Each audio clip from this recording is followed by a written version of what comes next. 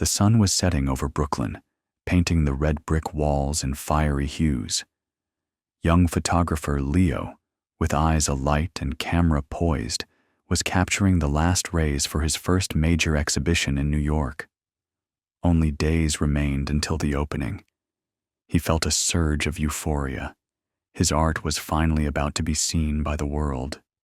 Faces of passers-by, the interplay of light and shadow, urban poetry he so loved, flickered through his lens.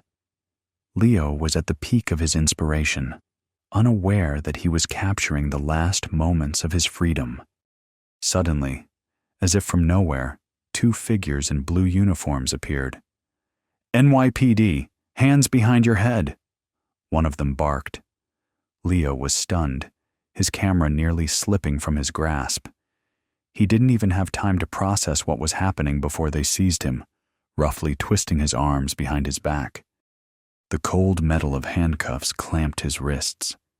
The strap of his expensive camera dug into his neck. "Hey, what's going on?"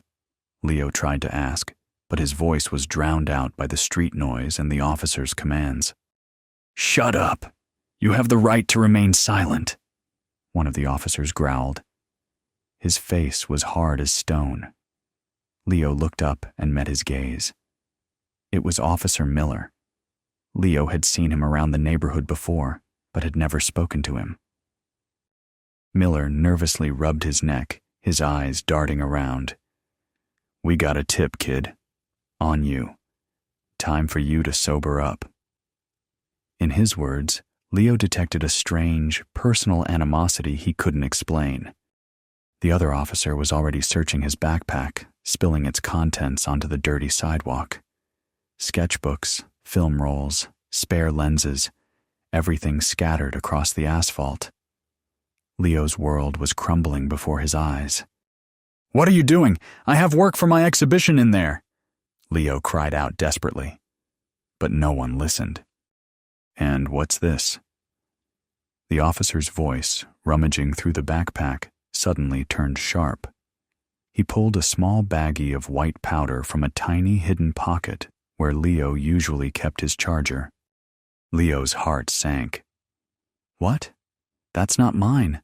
I've never seen anything like it." The ground gave way beneath him. The baggie looked foreign, unfamiliar, completely out of place among his belongings. Officer Miller stepped closer, his eyes narrowing. "Not yours, you say? Well, we'll see about that. Looks like cocaine, enough to bring you in."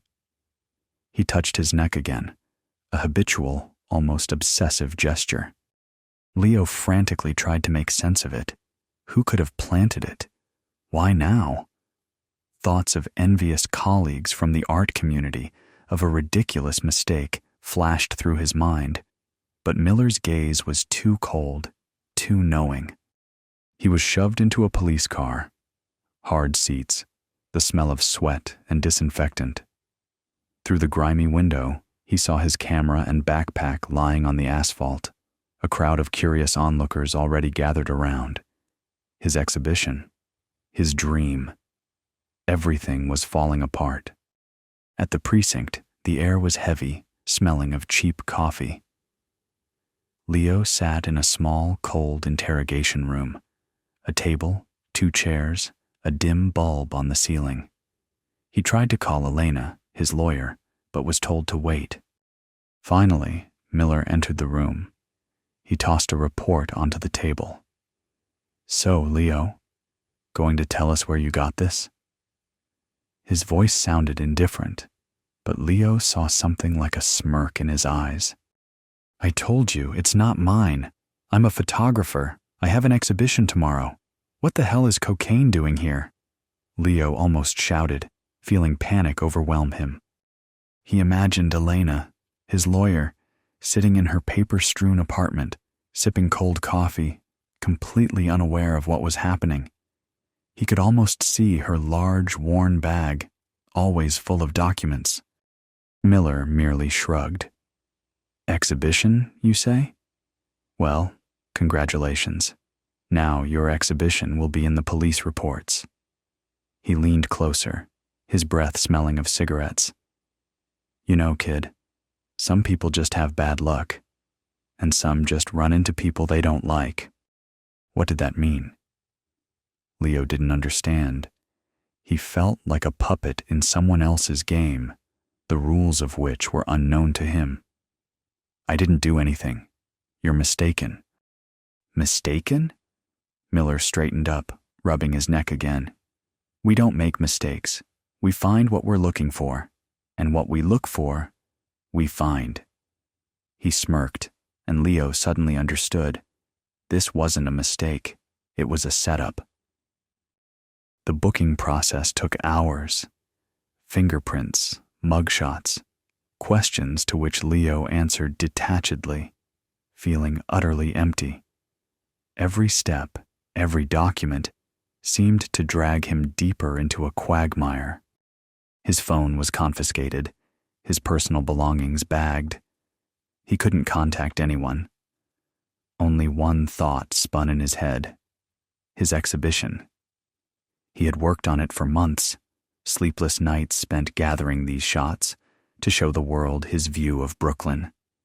And now, all of it would be destroyed. Deep into the night, he was led out of the precinct. It was cold outside, but Leo felt nothing but numbness. He saw Elena standing by the entrance with her ever-present bag. She had clearly spent hours there. Her face was tired, but her gaze was resolute. "Leo, what the hell happened?" she exclaimed, trying to push past the guards.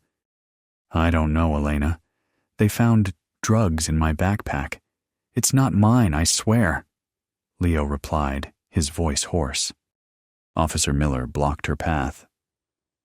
"Excuse me, counselor. He's going to the Brooklyn Correctional Facility. Court's in the morning." He nervously scratched his neck again, casting a quick, satisfied glance at Leo. Elena tried to protest, but she was already being pushed back. "I'll find something out.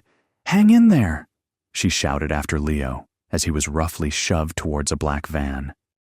The heavy metal doors of the van slammed shut behind Leo, cutting him off from the remnants of the world. He sat on the cold bench as the vehicle rattled through the night streets of Brooklyn. The air was thick with the smell of sweat, metal, and someone's stale vomit. Inside, it was pitch black, only occasionally pierced by the headlights of oncoming cars that swept across the grimy windows. Leo felt empty, hollowed out. His camera, his work, his exhibition, all of it now seemed part of some other, long-gone life. Half an hour later, the van stopped. The doors clanged open, and cold night air, mixed with the smell of sewage and dampness, hit his face. "Out! Move it!"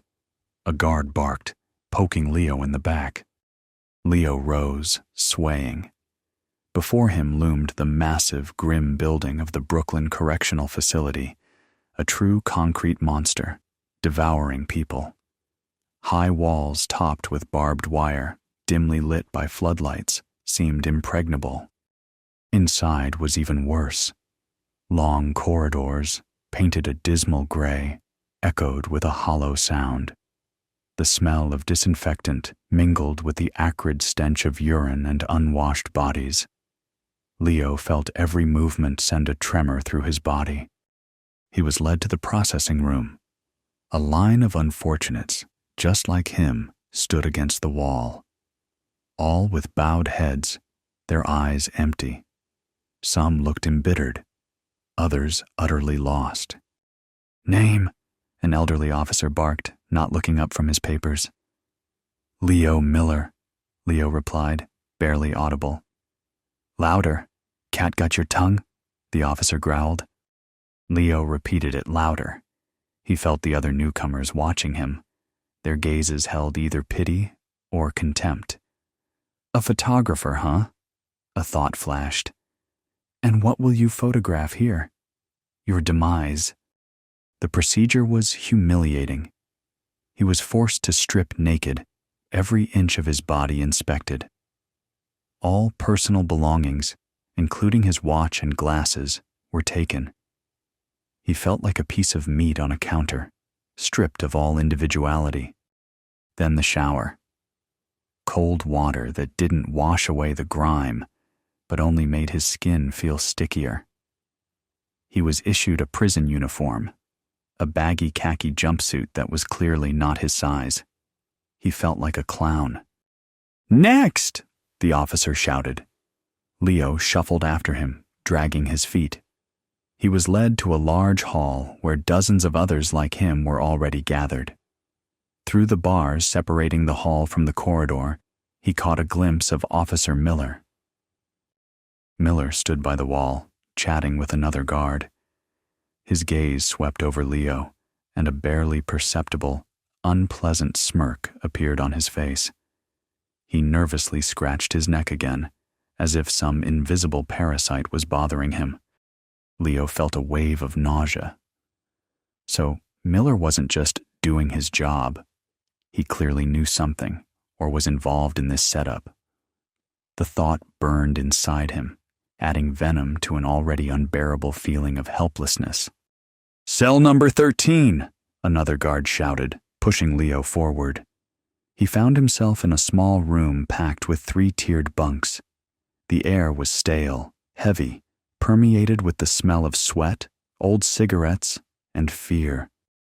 2 men were already in the cell. One, a massive man with neck tattoos, studied Leo intently.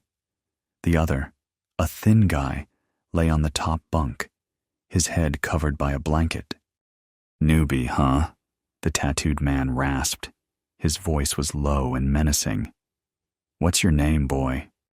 "Leo," he replied, trying to sound confident, but his voice wavered. "Leo," the man repeated, drawing out the vowels. "And what, Leo? Have you brought us as a gift?" He smirked, and Leo felt a shiver run down his spine. He was fresh fish, an easy target. He was gestured towards a free bottom bunk. It was dirty, with a sagging mattress and no pillow. Leo sat down, feeling every cell in his body tense. He didn't know what to expect.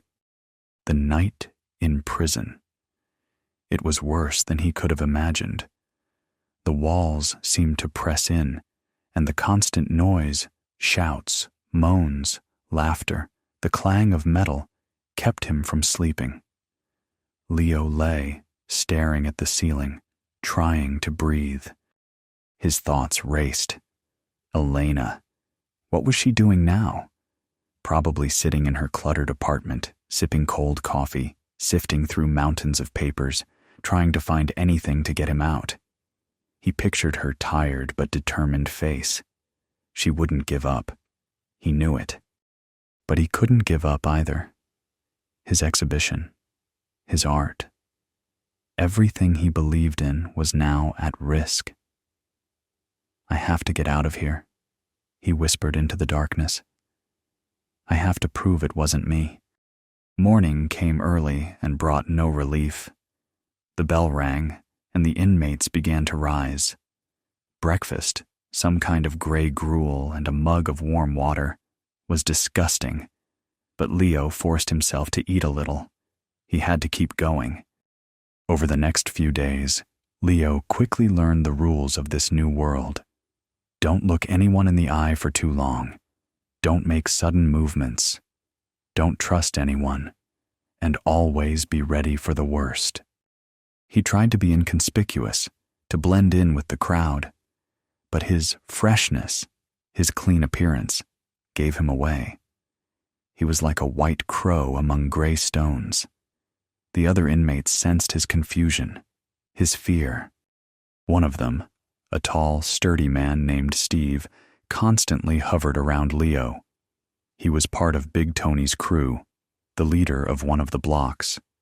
Big Tony was a huge, formidable man with a heavy gaze and a small, worn amulet around his neck that he never took off. "Listen, newbie," Steve said one day, pressing Leo against the wall in the shower. His voice was oily, but his eyes gleamed with menace. "Do you have any valuables left on the outside? Money, jewelry, Leo shook his head. No, I have nothing. Steve smirked. Oh, really? What about your fancy camera? Must have cost a fortune. Maybe one of your relatives would want to buy it back. He reached out and shoved Leo hard in the chest. Think about it. Otherwise, things won't be easy for you here. Leo gritted his teeth. He understood this wasn't just a request. It was a threat, and he knew he couldn't resist. He felt cornered, like an animal. He wanted to cry, to scream in helplessness. He was a photographer, an artist. His weapon was a camera, his means of expression, light and shadow.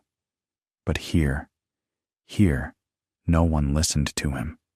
Here, he was valued only for what he could give. Days dragged on endlessly. Every morning began with clatter and shouts. The food was disgusting. Walks in the prison yard offered a chance for fresh air, but also for new threats. Leo tried to sketch in his mind, to photograph with his eyes, as he used to remember faces, shadows, angles. It was his only way to preserve his sanity, to prevent this place from completely consuming him. He imagined how one day he would be able to draw or capture this nightmare. One day, during a walk in the prison yard, Leo noticed Big Tony. He sat on a bench, surrounded by his men. His gaze was heavy. He was saying something to his cronies, nervously stroking his amulet. Steve stood nearby, nodding. Leo tried not to look their way, but it didn't help. A couple of days later, as Leo was returning from the mess hall, Steve stopped him again, this time not alone. 2 other thugs were with him. They blocked his path in a narrow corridor where there were no surveillance cameras. So, Leo, have you thought about our offer? Steve asked, his voice cold as steel. Leo felt his heart pound. I told you, I have nothing. My family is poor. They can't. Can't? Steve interrupted him. He grabbed Leo by the collar and lifted him. You know what happens to those who don't understand when asked nicely? One of Steve's cronies moved behind him. The other blocked the passage. Leo felt the corridor walls closing in around him. He was trapped. He tried to break free, but Steve was too strong. Let's check your pockets, Steve hissed, his eyes glinting. He began to roughly search Leo, grabbing his clothes, patting down his pockets. Maybe you've hidden something? A guy who ran around with a camera on the outside surely has something valuable. Leo felt himself being pushed and hit. He closed his eyes, trying to protect his face. It was humiliating, painful, and he knew this was only the beginning. He was helpless. At that moment, as one of the thugs raised his arm to strike his face, a low, calm voice spoke. Hey fellas, leave the kid alone. The thugs froze. Through squinted eyes, Leo saw Steve turn around. At the end of the corridor, leaning against the wall, stood a tall, sturdy man with a thoughtful expression. It was Marcus. Something barely gleamed in his hands. A small, intricately carved piece of wood that he slowly polished with his thumb. None of your business, Marcus, Steve growled, but uncertainty already crept into his voice. He didn't release Leo's collar, but his grip loosened. Marcus took a step forward. The air in the corridor seemed to thicken. Maybe it's not. Or maybe it is. The kid still has to live here. No need to spoil the merchandise prematurely. He looked directly at Steve, and in his eyes there was neither anger nor threat, only a cold, calm strength. Steve looked at his cronies, then back at Marcus. It was clear he was weighing the risks. Big Tony, their leader, was formidable, but Marcus was a shadow who could reach anywhere. His influence was felt in every corner of the block. All right, Marcus, we'll pass today, Steve grumbled, pushing Leo away. Leo stumbled back against the wall, hitting his shoulder. But you remember this, newbie. Our conversations aren't over. The thugs, without a word, turned and walked away, casting angry glances at Leo. Steve walked last, and before turning the corner, he looked back once more, his face contorted in a silent promise of future trouble. Leo remained standing, leaning against the wall, breathing heavily. His heart was still pounding. Marcus approached, his gaze sweeping over Leo, lingering on the scrape on his cheek. "You all right, kid?" Marcus asked. There was no sympathy in his voice, only practicality. Leo nodded. "Yes, thank you." He felt both grateful and wary. Why had Marcus helped him? Nothing was done for free here. Marcus shrugged, continuing to polish his wooden figurine, a tiny, detailed bird. "I don't need extra trouble in the block. And your trouble, too fresh, too noticeable." He turned and slowly walked down the corridor, leaving Leo alone. Leo watched his savior disappear around the bend. A feeling of relief mingled with anxiety. He had just escaped one danger, but it seemed he had gotten involved in another, more complex game. In his cell, Leo couldn't compose himself for a long time. He lay on the hard bunk, staring at the ceiling. Steve wouldn't forget. That was clear. He was under Marcus's protection, but on what terms? Prison was a place where everything had a price. That evening, during dinner, Marcus approached his table. He sat opposite him, without asking permission. His portion was slightly larger than the others, another testament to his status. "I heard you were a photographer on the outside," Marcus said, breaking off a piece of bread. He didn't look at Leo, studying his plate of unidentifiable soup. Leo tensed. How did he know that? Information spread quickly here, like a disease. "Yes, I was." "You have a good eye," Marcus continued. He looked up, and Leo felt that penetrating gaze pierce him. "I've seen your sketches, the way you look at things." Leo remembered how he sometimes made quick sketches on scraps of paper, trying to capture images before they vanished. "I need help," Marcus said directly, pushing his plate aside. "I have a situation. I need someone to see. You understand? Not just look, but see." Leo felt a chill run down his spine. "What exactly?" Marcus paused for a moment. "Here, in prison, everything is hidden, but everything leaves traces. I want you to find those traces, to capture them with your eye." He made air quotes. Places, faces, details, things an ordinary inmate wouldn't notice, things a guard would dismiss as dirt or coincidence. Leo thought about it. This was a chance for protection, perhaps a chance to preserve a part of himself. But what would Marcus ask for in return? "And what do I get for it?" Leo asked, trying to keep his voice firm. "Protection," Marcus replied. "From guys like Steve, and from many others, a chance to breathe. And perhaps something more, if your captures prove useful." "What if I refuse?" Leo almost immediately regretted the question, but the words were already out. Marcus merely smirked, slowly stroking the tiny wooden bird he always carried. "Then Steve will continue his conversations. And believe me, you'll quickly regret it. Few survive alone in here." Leo's inner voice screamed that this was a deal with the devil. But what did he have? Nothing. Only fear and despair. He looked at Marcus, at his calm, inscrutable face. The choice was obvious. "All right," Leo said. "I agree." Marcus nodded, as if expecting that answer. "Good.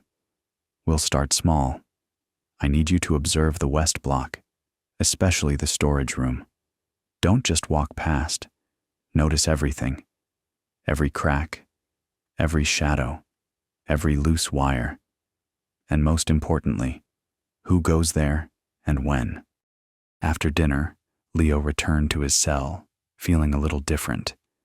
He was no longer just a victim, but a pawn in someone else's game. But he had a task, and he decided to use his skills to the fullest.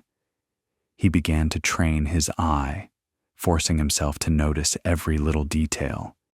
He began his work, as he called it to himself. Over several days, Leo became an inconspicuous shadow, gliding through the corridors. He studied ceilings, floors, corners.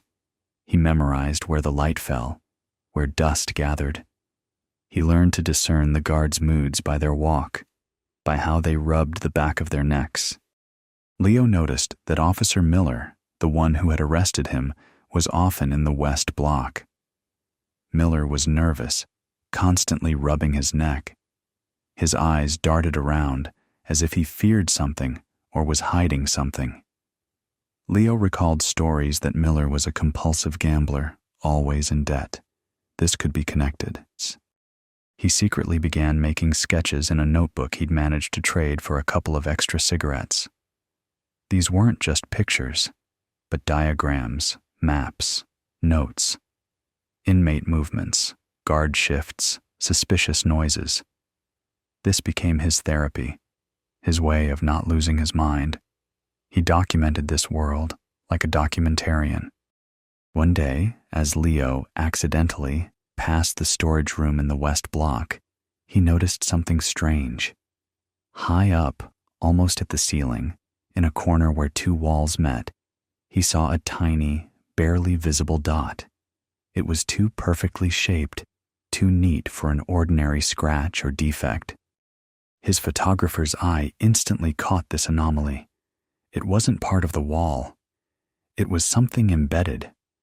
Leo's inner monologue immediately screamed, "A camera! A hidden camera!"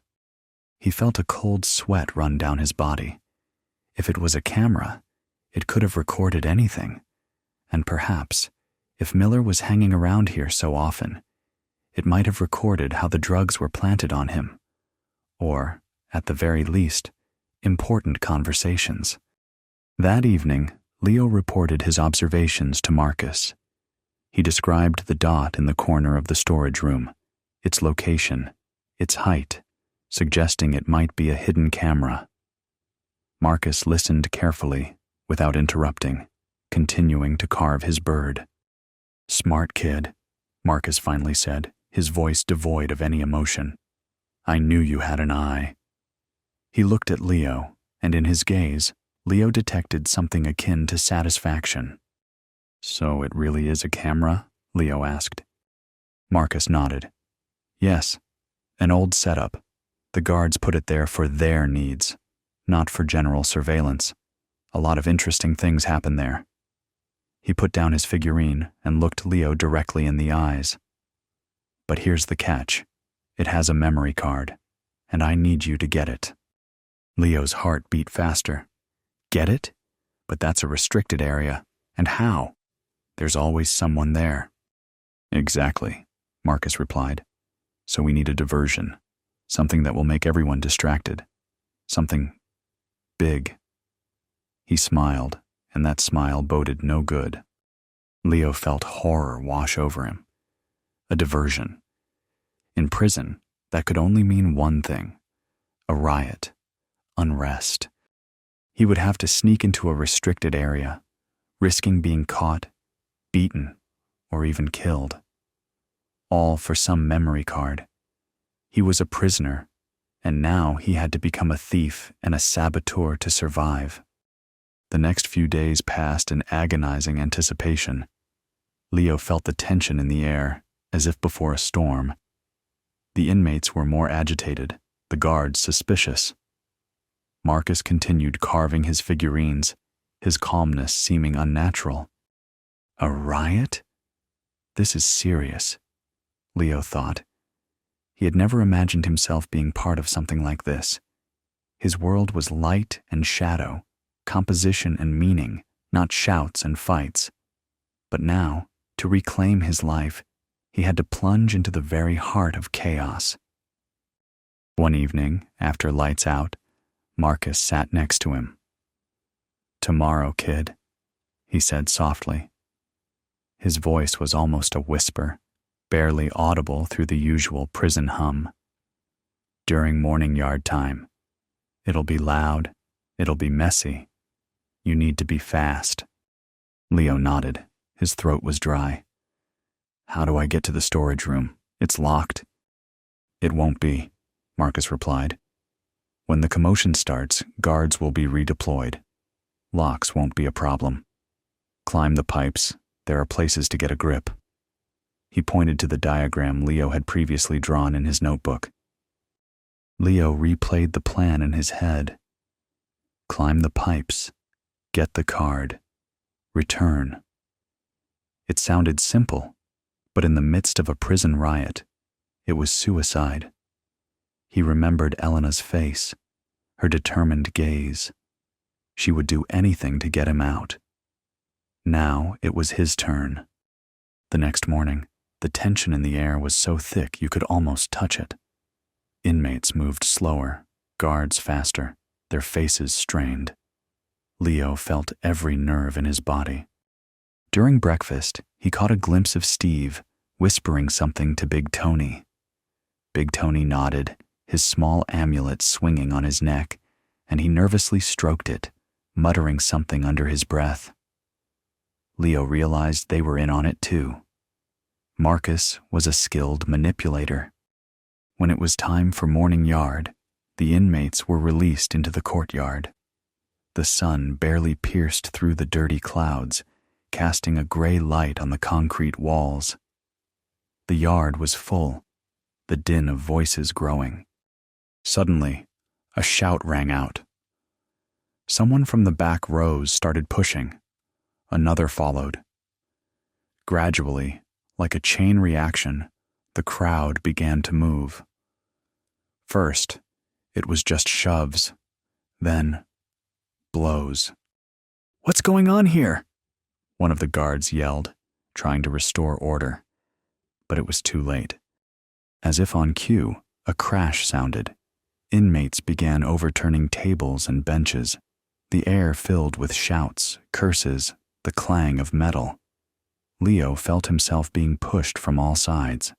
Chaos erupted instantly. Somewhere in the crowd, Leo saw Big Tony. He stood on an overturned bench, his powerful voice cutting through the general din.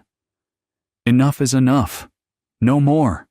he roared, waving his fists.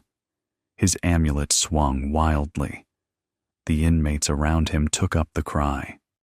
Steve, next to Big Tony, threw things at the guards, pieces of bread, empty mugs. He looked like a fish in water, reveling in the disorder. Leo realized this was their element. They were born for this chaos. The guards, outnumbered and caught off guard, tried to contain the crowd, but there were too few of them. A deafening siren wailed, calling for backup. The doors to the west block, leading to the storage room, remained unlocked, just as Marcus had predicted. "Now," Leo whispered to himself. He had to act. His inner monologue screamed, "Go, Leo! Go!"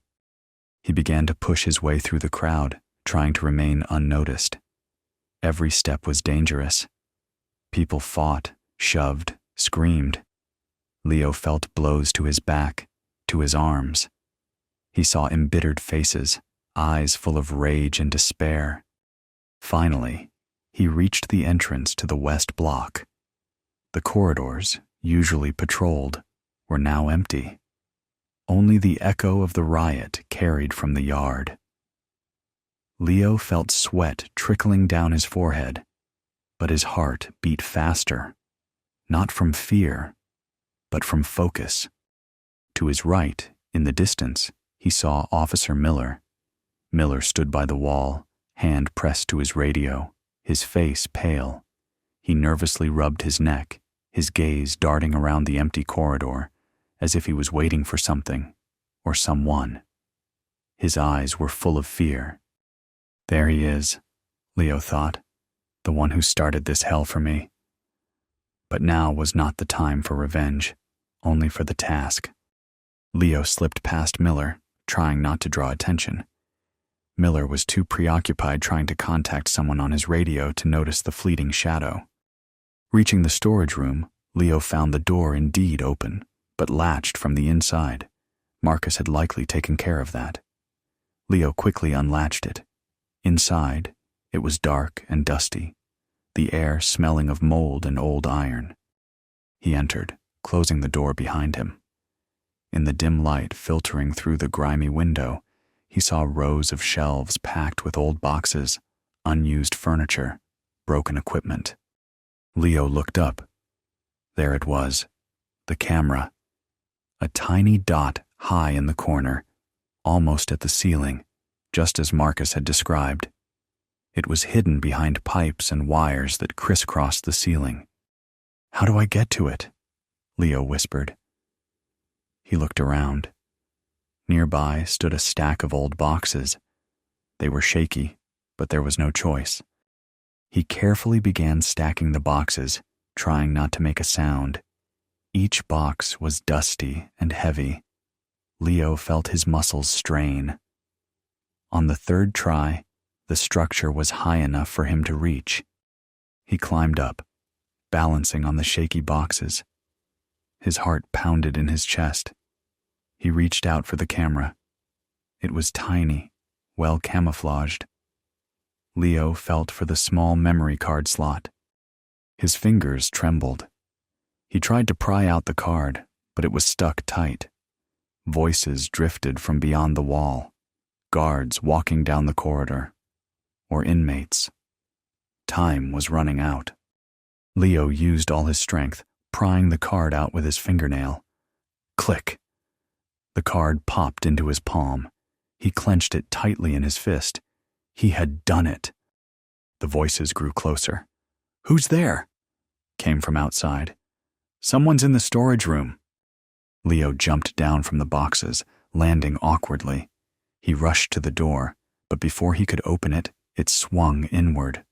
A guard stood in the doorway, his eyes wide with surprise. "You! What are you doing here?" the guard barked, raising his baton. Leo didn't hesitate. He pushed the guard aside and darted out of the storage room, sprinting down the corridor. He heard the guard's shouts behind him, footsteps approaching fast. He ran, not looking back, just forward. Fortunately, the noise of the riot in the yard was still loud, drawing attention away. Leo slipped past several guards who were busy trying to subdue other inmates.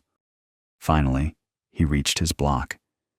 Inside, there was relative calm. Some inmates sat on their bunks, listening to the noise. Others simply lay, trying to sleep. Marcus sat on his bunk, calmly carving a figurine. When Leo burst in, breathing heavily, Marcus looked up. His eyes swept over Leo, lingering on his disheveled hair and dirty clothes. "Well?" Marcus asked, his expression unchanged. Leo handed him the tiny memory card. "Here," he rasped, barely catching his breath. Marcus took the card, examining it carefully. Something flickered in his eyes. Satisfaction, anticipation. "Good job, Leo. You did it." Leo collapsed onto his bunk. His body ached, his heart still pounding. He was exhausted, yet at the same time felt a strange relief.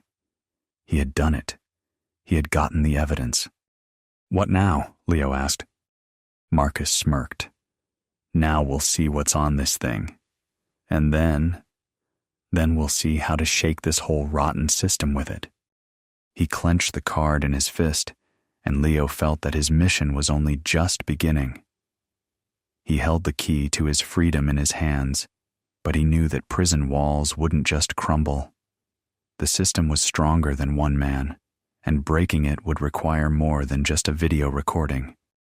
The next night, Marcus made arrangements.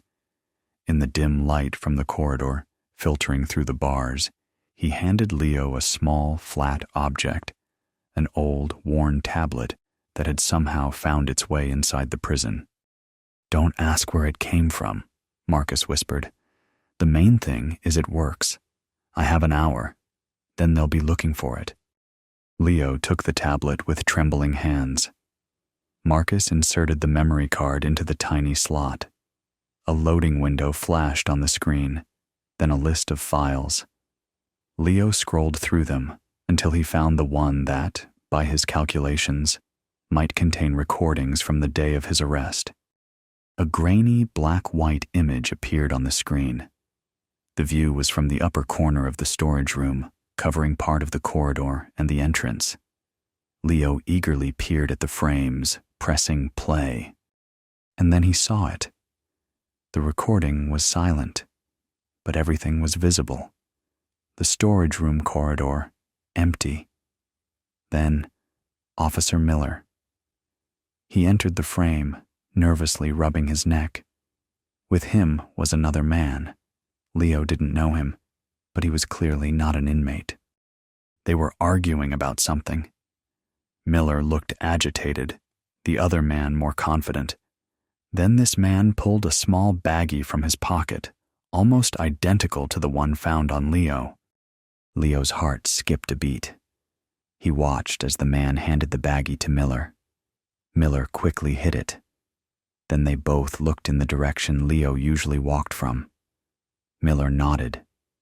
Something ominous was in his gaze. This wasn't direct proof that Miller had planted the drugs on Leo, but it was proof of his corruption, his connection to drugs. And, given the circumstances, it was very, very strong circumstantial evidence. Leo felt rage rise in his chest. He was right. It was a setup. Miller was neck-deep in it. Marcus silently watched his reaction. "So, you see, he's been running his schemes here for a long time. That other guy, most likely a small-time drug dealer working for him." "What do we do?" Leo asked, his voice trembling with anger and excitement. "First, a copy," Marcus replied, already working his fingers on the tablet. "Then, we'll see. Something like this can be very valuable, or very damaging." Marcus managed to copy the file onto another, even smaller storage device. A tiny chip, which he carefully hid in his carved soapstone, one of those tiny figurines he constantly carved. He was a master of disguise. Several days passed. The riot in the yard subsided, but the tension in the prison remained. Big Tony received a few extra days in solitary confinement for organizing the unrest. But, as whispered, it was mostly for show. His authority only grew. Steve received a few scrapes, but felt like a victor. Leo remained under Marcus's protection, but felt as if he was sitting on a powder keg. He knew he had an ace up his sleeve, but how to play it? Finally, Marcus said it was time. He handed Leo a chip carefully wrapped in cellophane. "Next visit, to your lawyer. Put it under the mug, and make sure no one sees." During his next meeting with Elena, Leo felt his palms sweat. Elena, as always, sat opposite him at the grimy table, with her huge, worn bag stuffed with papers and an almost empty mug of cold coffee. Her face was haggard, but her eyes still burned. "Leo, the case is moving slowly," Elena said, rubbing her temples. "The prosecution's case is strong. Your testimony isn't very convincing without evidence. They're pushing the fabricated evidence angle, saying you planted it on yourself to draw attention to your exhibition." "What?" Leo exclaimed. This audacity infuriated him to his core. "Yes, exactly. Miller testified that you resisted, and the drugs were found in plain sight. His colleagues corroborate." Elena sighed. "I'm fighting, but it's a brick wall." Leo looked at her. "Elena, I have something." He carefully, with a movement that seemed to last an eternity, pushed his water mug forward, and then, as if by accident, moved it to cover the chip lying on the table. Elena raised an eyebrow in confusion, but her gaze lingered on the chip. She saw it. Leo couldn't speak, only conveyed the full importance of the moment with his eyes. She slowly reached out to take her mug. Her fingers slid over the chip, instantly concealing it in her palm. She pretended to drink, and the chip was gone. It was done so naturally that even the guard watching them noticed nothing. "What was that, Leo?" Elena asked, her voice calm, but her eyes burned even brighter. "Evidence," Leo whispered. "A video, with Miller, from the storage room.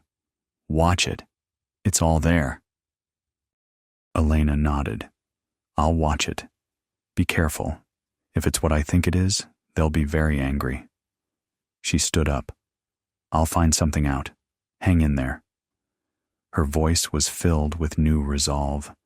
She almost ran to the exit, clutching her bag tightly. For Leo, a new circle of hell began. Waiting.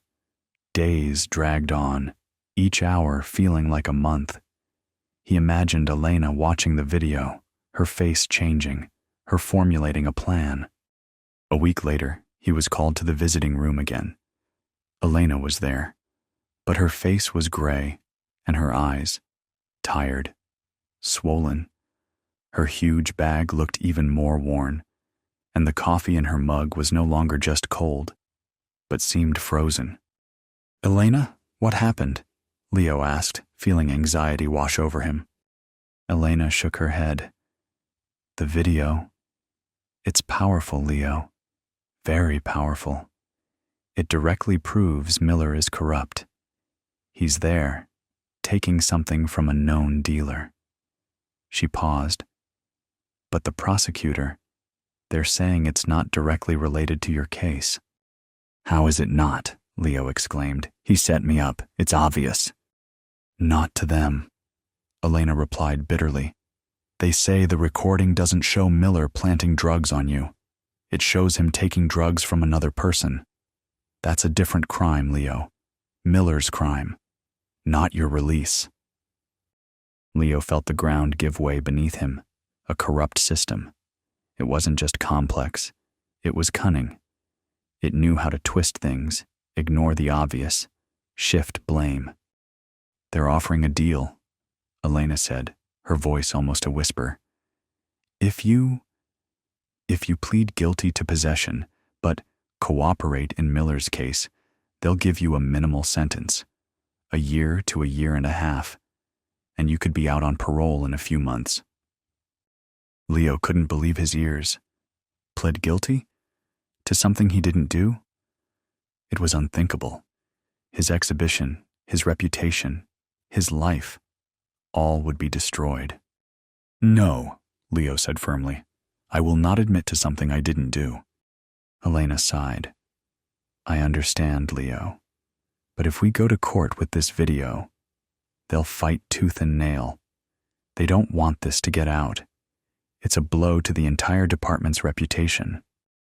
They'll destroy you, your reputation, discredit the video. They'll do everything to make sure you serve your full sentence, while Miller will likely get a minimal punishment or simply be transferred to another job." Leo looked into Elena's eyes. He saw despair in them, but also the truth. The system was a vast, soulless machine. He was just a grain of sand. That evening, sitting in his cell, Leo pondered. His inner monologue was louder than ever. Plead guilty? Give up his truth for freedom? It was tantamount to saying, "I give up. My art, my integrity, none of it means anything." He remembered his camera, his shots of Brooklyn, the beauty he saw in the mundane. How could he accept being condemned for something he didn't do and have his name forever stained? Marcus approached him. "So, kid, did the lawyer bring news?" Leo told him about the offer. Marcus listened, polishing his wooden bird. "The system always plays like this," he finally said. "It doesn't like being challenged, especially when those who work for it are challenged." "What would you do?" Leo asked. Marcus looked up. Me? I'd take the deal. Freedom is the most valuable thing you have. And the truth, you can tell the truth later, if you survive. He smirked. But you have something I didn't. Talent. An eye. You can tell this story like no one else. Marcus's words stuck in Leo's head. Tell the story. Document. That was what he did best. But at what cost? Leo spent several days in agonizing deliberation. He looked at the other inmates, at Steve, who still cast displeased glances his way, at Big Tony, who superstitiously stroked his amulet, at Marcus, who quietly carved his figurines as if creating his own world. Each of them fought for their survival in their own way, and he had to choose his path. Finally, Leo made a decision. He called Elena. When she arrived, her face was, as usual, tired, but she was waiting. "I will not plead guilty," Leo said. His voice was firm, without a trace of doubt. "I'll go to court. Let them try to prove it, and we'll use this video, everything we have." Elena slowly nodded. A spark ignited in her eyes. "I knew you'd say that, Leo. It's going to be tough, but I'm with you. We'll make them pay." She took a sip of cold coffee. This will be a battle. Leo knew he had chosen the hardest path. He could have gotten out faster, but his conscience wouldn't allow him to live with a lie. He had to fight for the truth, even if it meant staying behind bars longer. His case became high profile. Elena, using the video, stirred up a media storm. There were articles, debates. The public learned about the corrupt Officer Miller, who rubbed his neck. But the system resisted. Every hearing was a battle. Miller denied everything. The prosecution's lawyers tried to discredit Leo, his art, his character. They claimed he was trying to attract attention, that he was a crazy artist. But Leo didn't give up. He drew. He wrote. He remembered. He documented this world so that, when the time came, he could tell his story. Marcus, watching him, merely shook his head, sometimes with a faint smile. He understood this fight. The verdict was delivered several months later. Leo was found guilty of drug possession, but the sentence was minimal, given the evidence of corruption presented. The judge, under public pressure and the video, was forced to show some leniency. Miller was fired and faced an internal investigation, though his fate was still undecided. Leo received another year. He sat in prison, knowing he had fought for the truth, but hadn't fully won. The price was high. He had sacrificed his freedom for a principle. Stepping out of the Brooklyn Correctional Facility, Leo felt the bitter taste of victory. He wasn't fully exonerated, but he hadn't broken. He met Elena. She smiled at him, handing him his old camera. "Yours," she said. "We fought for it." Leo took the camera in his hands. It was cold, heavy, like all his memories of prison. He looked at the world beyond the walls, the same Brooklyn he had once photographed. But now he saw it differently. He saw shadows he hadn't noticed before. He saw the injustice hidden behind the facade. He knew he had a long road ahead. His name was tarnished, his career in question. But new frames, new stories, were already forming in his mind. Stories of those behind bars, of broken lives, of the fight for scraps of truth. He was free, but forever changed. And he knew his camera would now capture not only beauty, but also pain. He would fight for those who couldn't fight for themselves, using his eye as a weapon, even if the price was unbearably high.